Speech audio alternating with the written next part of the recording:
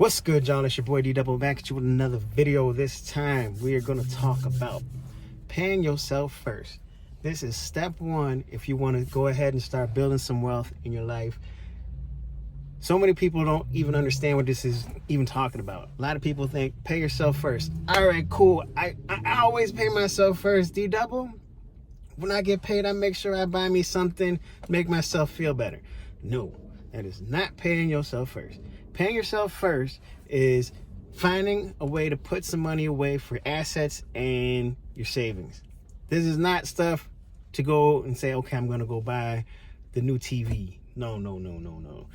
TVs do not increase your wealth. TVs take away your wealth and all your opportunities. So anyway, we're going to look into that. So what we're going to do is 20%. 20% of everything you make is what you need to be putting away. If you can't afford to put 20% away, then, you might have to take a step backwards on some of your stuff, rebudget yourself.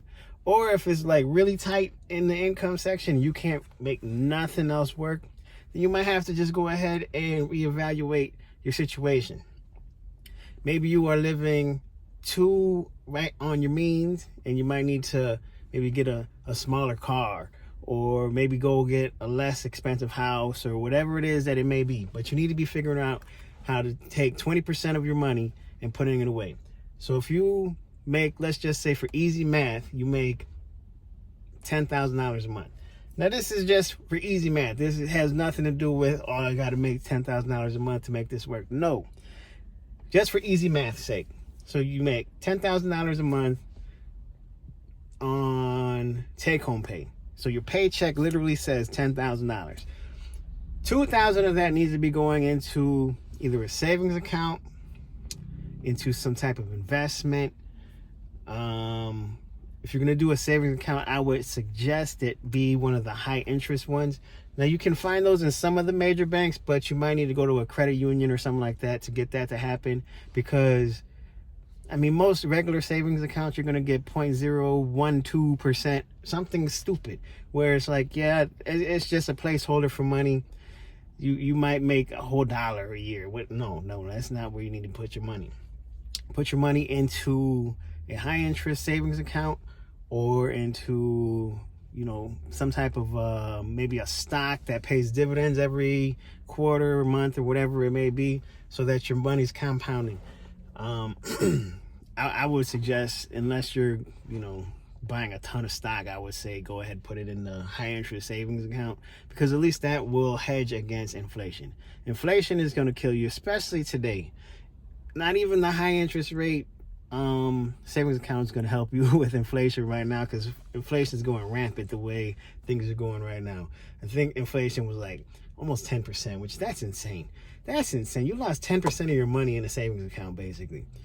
So if you had $10,000 in there, it's only worth $9 today. That's crazy. And it's not saying, D Double, I see my money in there. No, the buying power of that $10,000 has changed, because I know you see these gas prices. I know you see these grocery prices. If you just remodeled your house or anything like that, materials has gone through the roof, crazy. So find a way to hedge that, to fix that. Now, back to the 20%. Put that away so that you can go ahead and buy other assets. So if you have $2,000 a month, again, $10,000 a month of income take home, $2,000. If you make $1,000 a month, $200 of it needs to be going to pay yourself first, because you are paying for your wealth. Now, after you saved up enough money, go ahead, put that into some real estate, something like that. And we're going to get into some cool real estate strategies later on as we do more videos here. But put it away for other assets that pay you. The goal is to get to the point where you are paying yourself with passive income. So that means, eventually stocks got to go. Stocks are hit or miss right now, but at least if you are consistently buying them, as these things are going down, eventually they're going to go back up and they will compound that way. Plus, if you're getting dividends, make sure you have that setting to where it gets reinvested into the same stock. Because at the end of the day, you want it to grow, and you're not using that to, offset your living expenses or anything like that. But eventually you're going to want to take some money, put it into some real estate, so that your money from the real estate is what's paying your bills, and what you are earning from your job is paying for the real estate, if that makes sense. You have to do a complete shift on what you were trying to do with your income. That way you are going to take advantage of tons of tax benefits. Oh my God. Last year I got back $7,000 extra just for buying real estate on my tax. That's me. You might get more, you might get less. It all depends on everybody's situation. But just off of owning 2 investment properties, and through the depreciation and the losses that you get to claim for rehabbing it and all those things, made back about $7,000 extra on my taxes. That's enough for some of you guys to go ahead and house hack something. If you had $7,000, that's damn near enough to house hack another house. So, I mean, we're going to get into all that stuff later, but just remember that you're going to take your money, put it into something that's going to bring you more money. Because at the end of the day, like I said earlier, you want your income, your active income, to pay for your assets, and your assets to pay your bills. And that's the goal. But you got to start with step 1. Pay yourself first. Pay yourself first. Put that 20%. If you can do more than 20%, do the more than 20%. If you can't do 20% today, hey, figure out a way to get it there, but do your math backwards. Look at your grocery expenses. Because, I mean, no one's paying that cash. So look at your grocery expenses on your bank account. Look at how much you're paying for rent or mortgage or whatever it may be. Your car note, insurance. Do all those. Add it up for 3 months. Divide it by the 3 so you can get your average. Because, your groceries aren't always going to be the same. Sometimes you're going to need an oil change. But put all your expenses that, are musts. I mean, obviously you're going to go buy clothes or whatever, but try to keep that on a minimum if possible. But, obviously don't count that. I mean, you can count that, I guess, if you want to, but that's not what you need to be looking at. You need to look at your fixed debts. And like I said, not all of it is fixed debt, because groceries, it is fixed that you always need groceries, but it is not fixed because sometimes you want the ribeye steak instead of the ground beef. I mean, it is what it is. But, we all love our steak. But anyway, work that way backwards. Figure out where your budget, because 90% of figuring this all out is figuring out your budget. You figure out your budget, you can figure everything else out.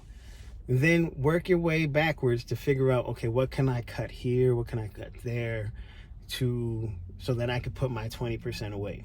If it's only 10% this month, at least it's something. It's better than nothing. 10% is better than 0%. So put that 10% up, 20%, 15%, 8%, 5%, 2%, 1%, whatever it may be, put it up. Put it into something that's going to grow as a placeholder. So into a stock that you can cash out if you need to.